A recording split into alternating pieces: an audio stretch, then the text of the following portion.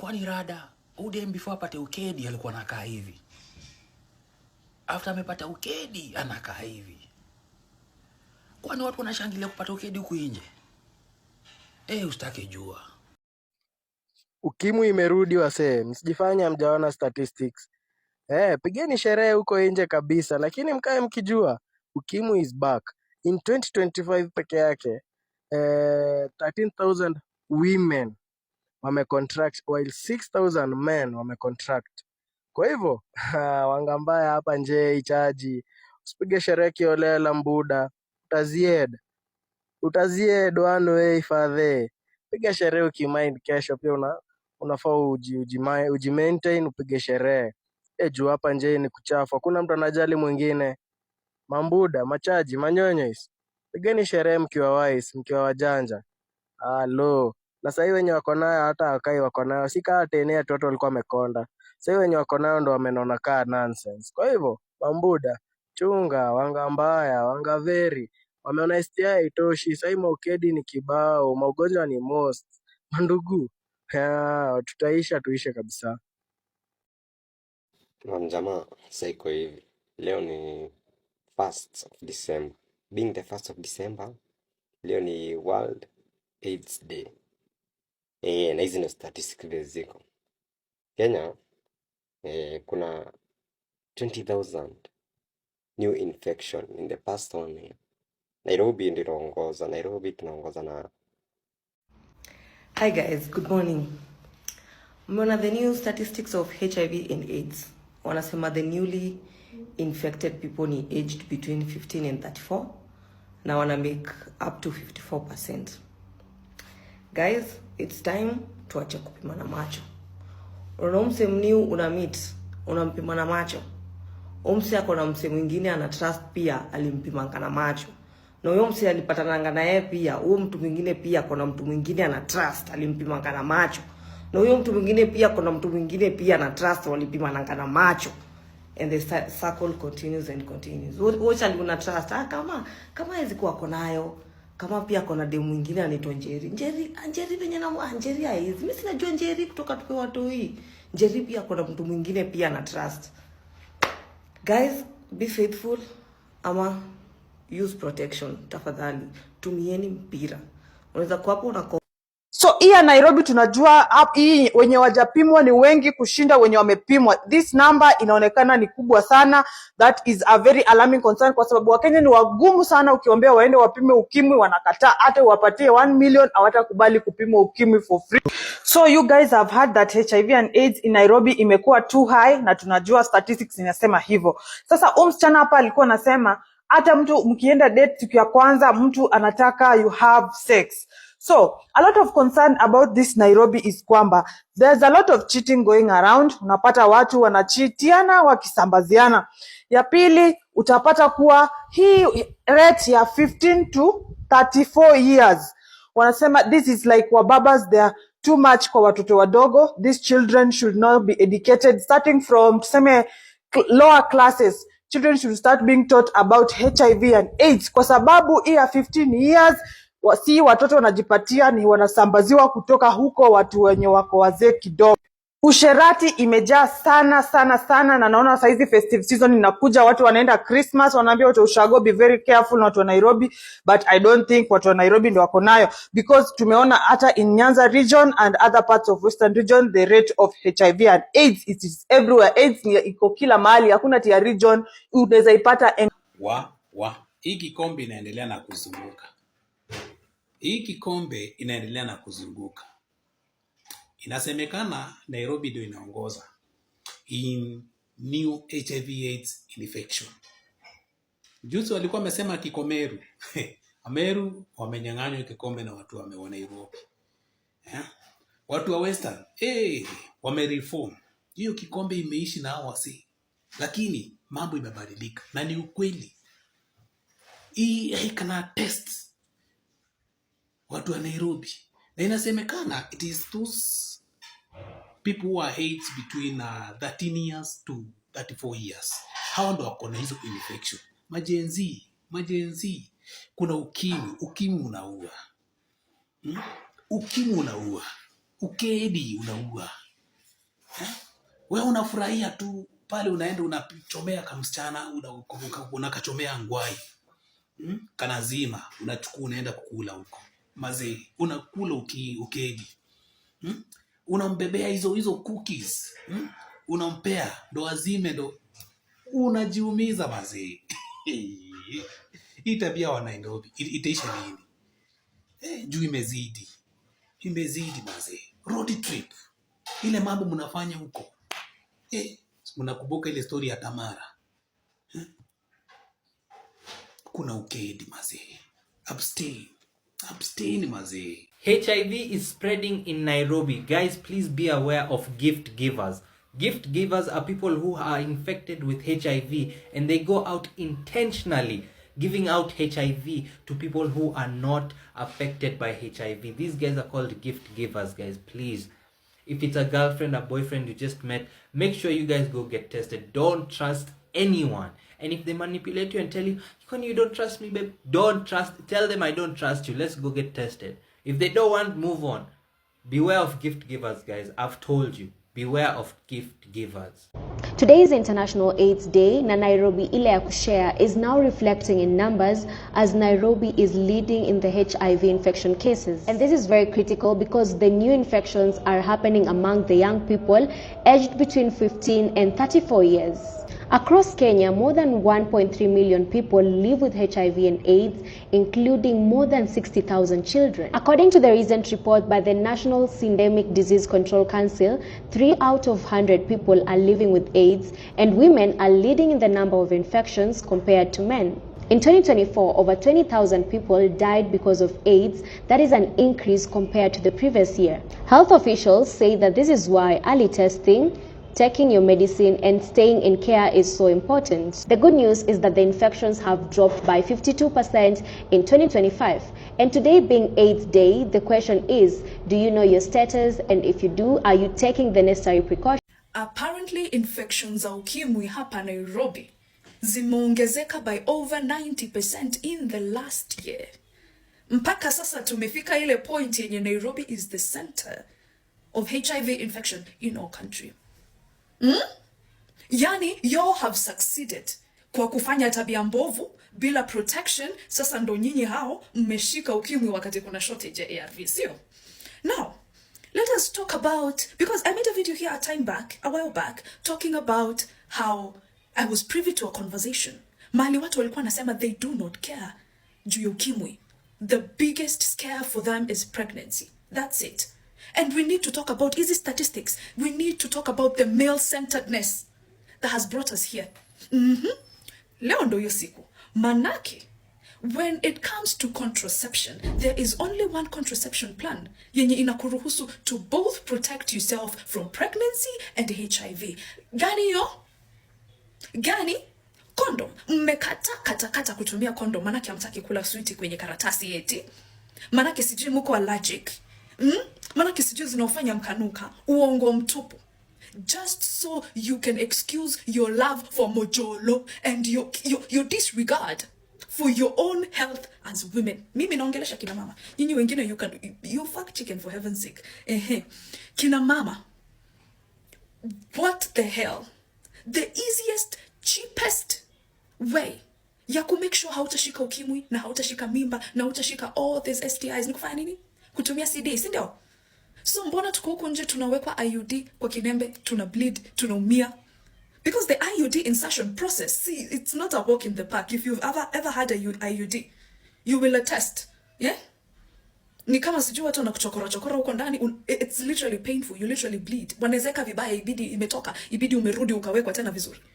You'd rather go through all that than tell that man to wear a condom. You would rather have something in your arm emitting hormones into your body for God knows how long than tell that man to wear a piece of rubber. And that is the reason why we're here. Najua kuna watu wamerepiwa wameshika ukimwi. Yes. Kuna watu ambao wamefanya mambo mengine whatever wameshika ukimwi. But this is specifically for those people who have decided that you are going to completely disregard your health. It does not make sense. Lazima lazima tuongelele ni kwa nini tumekataa ile contraception plan yenye it actually helps to protect against all these things. Hata kama sio 100% pia, manake nasikia hivi vinyangarika vinatoboa tena CD. But still, let's talk about it. Mbona ile contraception plan ambayo ni the easiest mmekataa kuitumia?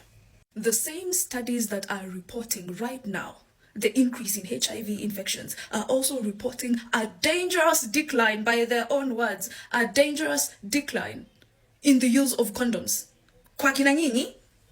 Si kwa mende, ni kina nyinyi. We need to have these conversations, because once we normalize a terminal illness, jamani, because see, this is a terminal illness, we cannot normalize it. Yes, there are people who are living with it, and some of them are okay, but most of them are not okay. You don't just get it and then you get ARVs and it's happily ever after. So you really need to think about that as well, and you need to take responsibility for your sexual health, for your health in general, please. And it's not just about prevention. If you find, it is about prevention, I mean, also another means of prevention that I've talked about on here, you can check out my sexual reproductive health series playlist, is about using PEP, using PrEP. Okay? Talk to your doctors. I saw my dawa has PEP for sijui a bob. Just, you guys are concerned with the wrong things. Instead of using your technology to educate yourself, you're using it to dumb yourself down. Doesn't make sense. You're putting yourself in danger. I know we'll all die at one point, but I'm sorry to say this, but it has to be said. Okay, with the new statistics of HIV going around, the people who will suffer the most are people who are married. Because married people don't use protection. Married people trust each other. So if you're married and you're going raw with your spouse, that's essentially because you and your spouse are together 24 hours a day, 7 days a week. You don't see why you go. There is so much, you two are together 24/7. You can't come tell me it's trust. Because the way things are going right now, even in a marriage, you should not be going raw with your spouse. And I'm telling you for real, this is not a joke. Because there is no one more promiscuous right now than people who are in marriages, both men and women. Okay? A lot of people who are cheating in clubs are married men. A lot of people who are cheating in clubs are married women. This is happening in marriages. Men have multiple side chicks. These side chicks have other sponsors. Women have multiple side dudes. These side dudes have girlfriends or even other sponsors as well. So if you are going raw with your spouse, this is because you two are together 24 hours a day, 7 days a week. Every minute, you know where your spouse is, and you can see him, or she can see you. Okay? Whichever.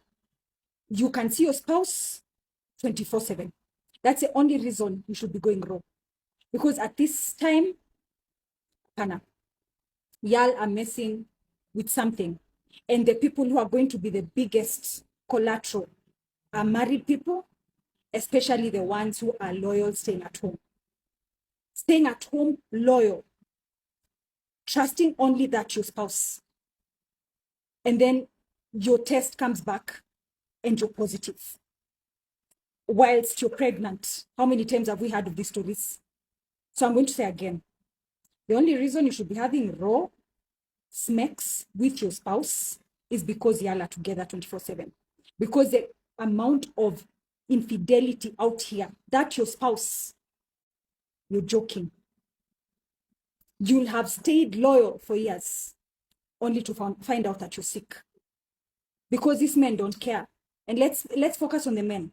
Men don't care. When a girl is fine, when she's, she has whatever it is this man deemed is fine in his vocabulary. There's this saying that was in one of my favorite series back in the day. I used to watch Desperate Housewives when I was in high school.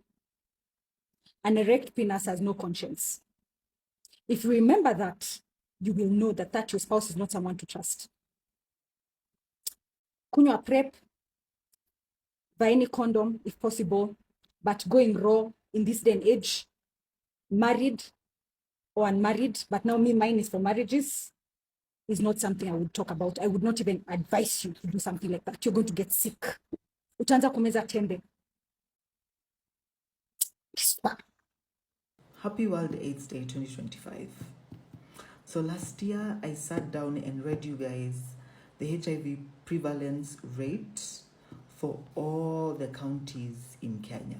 So the prevalence rate is the number of people living with HIV. And then I went ahead and did another video going through the HIV incidence rate for Nairobi County specifically. It's funny because a year later, Nairobi now has the highest number of new infections.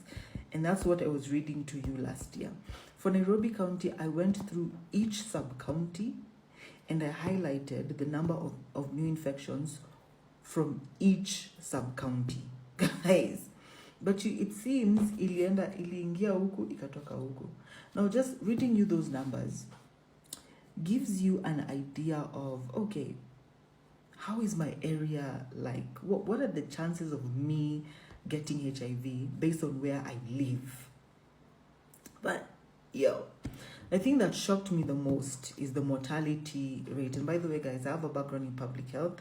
So mortality rate is the number of people dying from an illness within a certain period of time.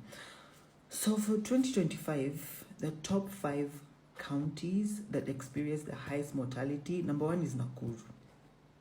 I don't know what's happening in Nakuru, but it had 1,698 people that died from AIDS-related deaths in 2025. Number 2 is Nairobi with 1,267. Guys, 1,000 people is a lot of people. It's a lot of people. These numbers that you're throwing around, if we decide to put 1,000 people and lay them down in a field, that's a lot of people. So number 1 is Nakuru. Number 2 is Nairobi with 1,267. Position 3 is Kisumu with 1,166. That's a lot of people. That's a lot of people. At position 4 is Homa Bay with 1,092. And then position 5 is Migori with 1,041. So one thing I need to understand is why we are losing a lot of people to AIDS in a county like Nakuru. That's what I don't understand. Is it that they don't have access to medication? Is it that the adherence counseling is not working? Or what's going on in Nakuru? We need to get to the bottom of it, because if we play around, they're going to go into the 2,000 mark, which is crazy. HIV is on the rise again in Kenya. After years of progress, we're now experiencing new HIV infections. 19,991 new cases in 2024. That is a 19% increase over the previous year. And the population that is mostly affected are the young people aged 15 to 34 years. And Nairobi, which is the capital city of Kenya, is the leading hotspot in the new HIV cases. This is a warning sign that we need stronger preventive measures, and we need to have open conversations about HIV. And I'm going to give you some preventive measures that maybe we might have ignored, or we might have done them in the wrong way. Regular self-testing. We need to test ourselves regularly, at least once a year or more if you have multiple sexual partners. If you're entering a new relationship, if you're entering a marriage, testing is advocated for. Number 2, we have use of condoms in the correct way and consistently. Number 3, we have use of PrEPs. PrEPs are pre-exposure prophylaxis, and you can consider them if you're at high risk. That is as sex workers. We have men who have sex with men, discordant couples, and I'm insisting on young people who are unsure about their sexual partners. The other thing is early treatment. If you've been diagnosed early with HIV, you have to seek treatment early, because you is equals to U. Undetectable is equals to untransmissible. So that means if you're on aggressive treatment, you won't be in a position to transmit the HIV infection. So we have to really act fast because the cases are very alarming. The spike is very alarming, and us as the population, we have to act on our level to prevent the spread of HIV. For more inquiries, you can reach me through 0710 702 563. Jina langu ni Joel Geto, the only presenter with the breaking news. Na habari za hivi sasa, mpenzi mtazamaji, ni kwa gatuzi la Nairobi limeweza kutangazwa kuwa nambari 1 nchini Kenya katika usambazaji wa ukimwi. Ni baada ya vifo vinavyoambatanishwa na virusi vya ukimwi kuzidi kuongezeka nchini Kenya. Come to hear of this, you hear them speaking, afadhali HIV kuliko kansa. Mark you, if you hear somebody speaking like this, abstain from this person. Abstain from HIV AIDS. Abstain from cancer. These are all diseases and they cannot bring comfort to the body. Pata mojawapo yapo. Pata hata hiyo HIV ndio utajua kweli. Dunia itakuharibikia. Usitake 2 minutes time ikuletee consequences zenye ni negative kwa life yako. Unaelewa? Stick to one man. Stick to one man. Stick to one lady. Abstain from these people who are speaking ati afadhali HIV kuliko. Watu wanameza madawa hapa nje. That is one thing that make me be scared of ladies. They don't care even about themselves. You see? Nairobi leads in HIV spread. From the age of 13 to 34 years, those are young youths who are supposed to focus to build the country, but they are here. Usherati kila mahali. Ni sawa, hii ujumbe itakufikia. Ignore. Pata hiyo HIV. Pata hiyo HIV. Pata hiyo HIV ndio utajua kweli. Dunia si yako. Yugi, there is a report that has come out that shows Nairobi is leading in HIV. Oh yes, especially the age of 15 and 35. Did you know? It's every man's dream kusaidia lady kutoa panty. Lakini hiyo panty ziko kwa line ya nguo. There is where we draw the line. Afadhali kanyeshewe.